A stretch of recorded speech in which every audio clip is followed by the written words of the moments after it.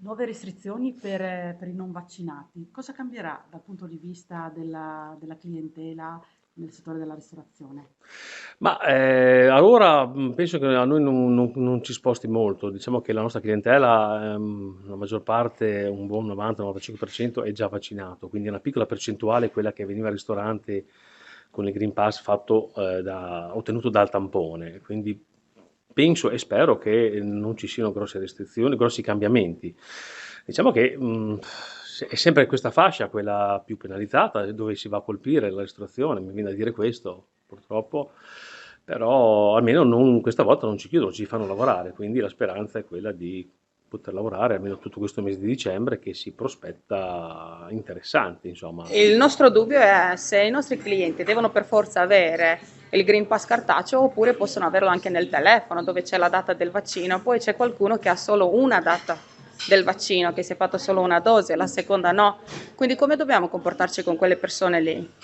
E invece quei altri che fanno solo i tamponi e non sono stati vaccinati, per esempio oggi tre tavoli hanno chiesto anche il conto per pagare al tavolo fuori all'esterno perché non sapevano se non avendo il Green Pass da vaccino potevano entrare per saldare il conto dentro. Per noi spero non cambi nulla, ma penso che qualche problema possa portarlo perché prima almeno avevamo la possibilità di accogliere qualche persona che non aveva deciso di vaccinarsi e quindi sistematicamente a ogni giorno barra due andava a fare il tampone e quindi poteva accedere ai nostri tavoli. Speriamo che aiutino a prevenire le situazioni che purtroppo conosciamo già, perché abbiamo vissuto tutti 2 anni veramente difficili, sia dal punto di vista sanitario che psicologico, perché abbiamo vissuto chiusi, spaventati, con la paura anche dell'economia, molte persone hanno avuto anche problemi.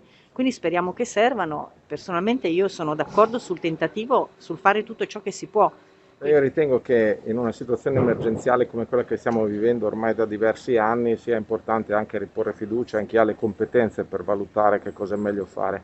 Quindi ognuno deve fare la sua parte, noi faremo la nostra seguendo le indicazioni che ci vengono date. È chiaro che abbiamo qualche preoccupazione, ma faremo quello che dobbiamo fare, riteniamo sia giusto.